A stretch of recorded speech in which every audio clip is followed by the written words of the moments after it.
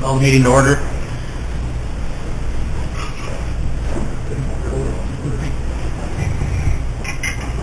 Who's the vice chairman of this committee, John? Adam?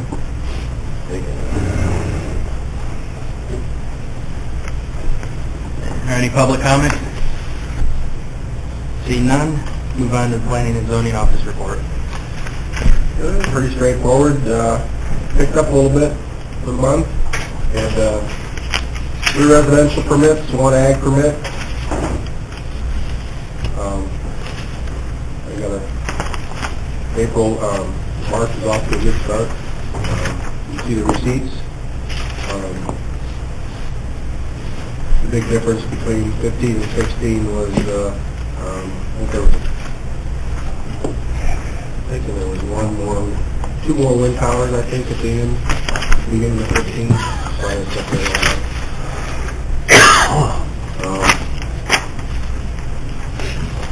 28 building inspections, going well, and starting some discussion with the inspectors to see if we want to upgrade.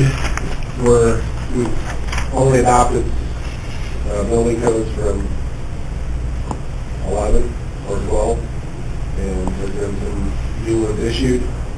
So I've been in discussion with Mel for as long. He thought the electrical code probably should be, the new one should be adopted.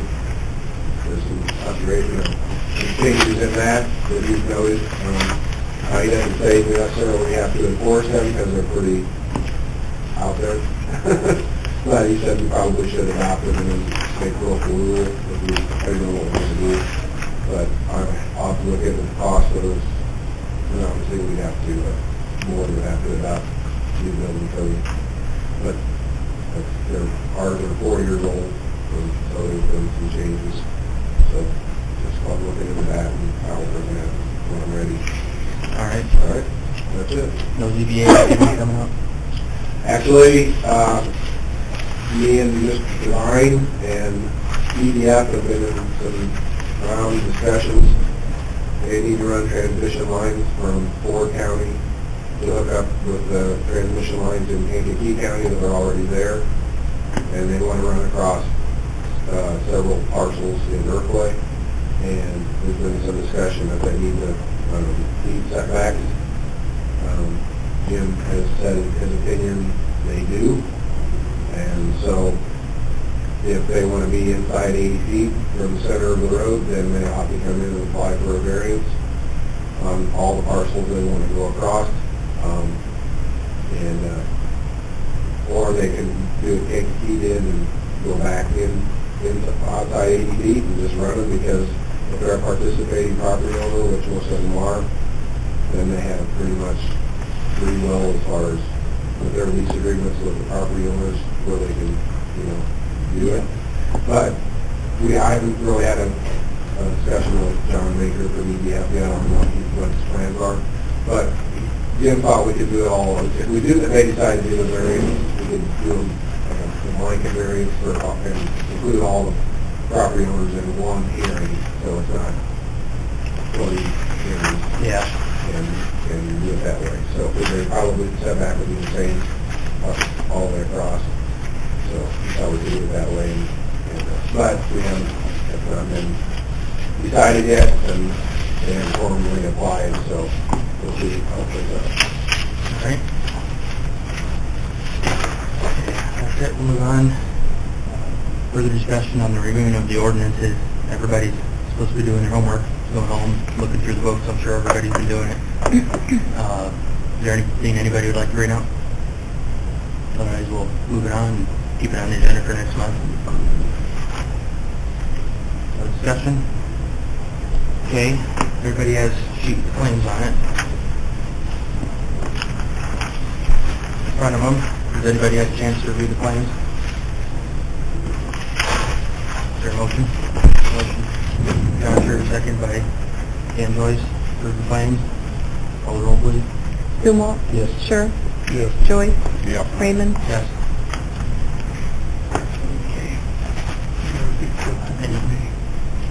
Any old business coming before the committee? New business? Dan?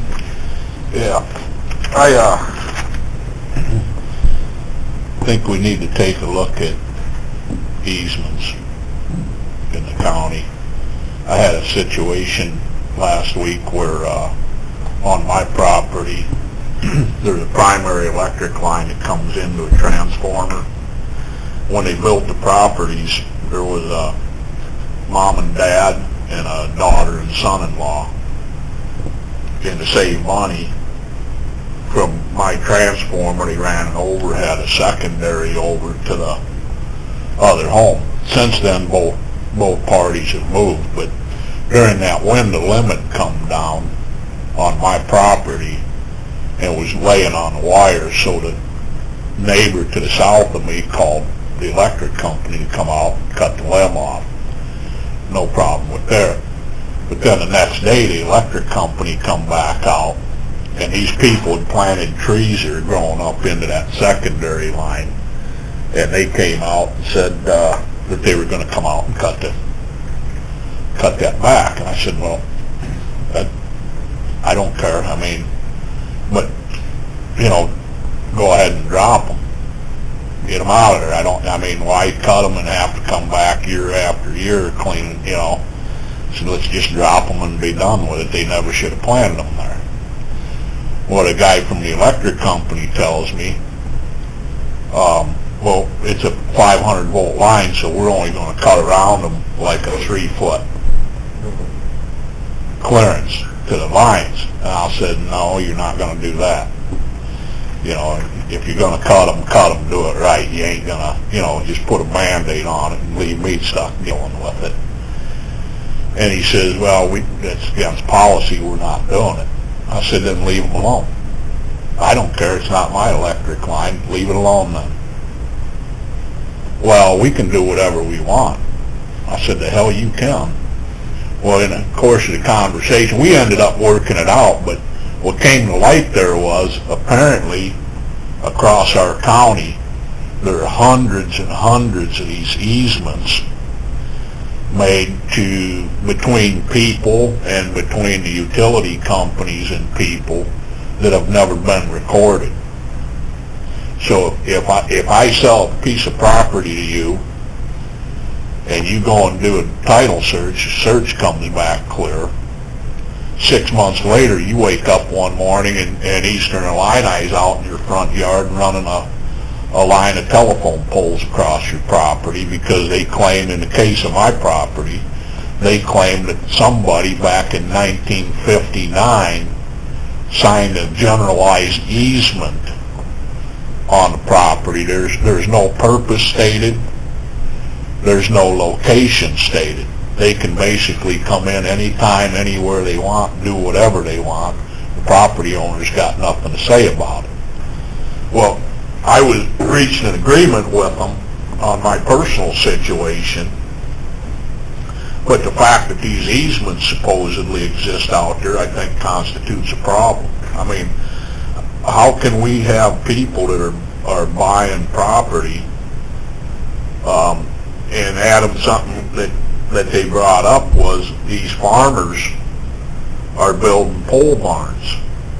And the farmers, wanting to save money, they're building the pole barns as close as they can to the electric lines so they don't have to pay to run more wire.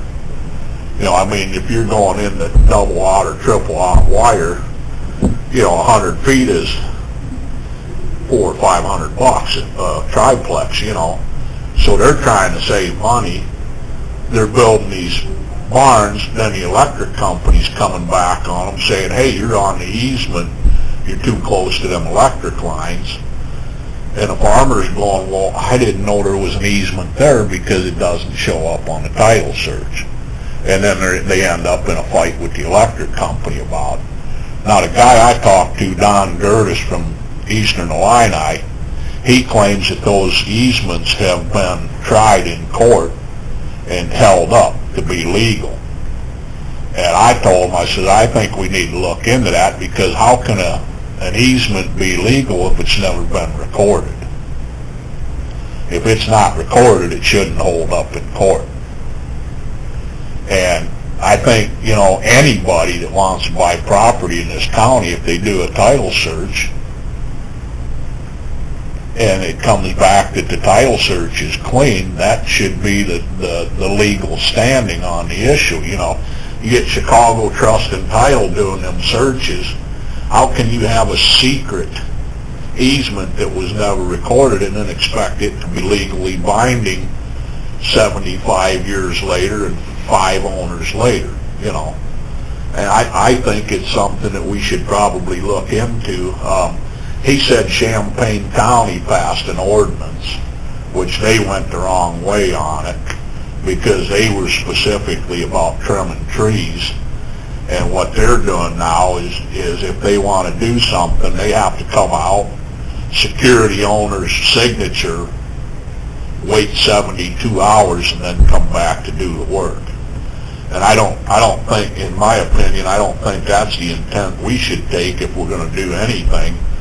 I think we should look into the legalities of it and see if there's something we can do to protect property owners against these, you know, easements that supposedly exist. Now, he told me in my case he'd provide me with the easement. He hasn't been able to do it. I don't think the easement exists myself, but he could pop up with it. But regardless, I think we should look at doing something to where if they want an easement to be binding in this county, it's got to be recorded.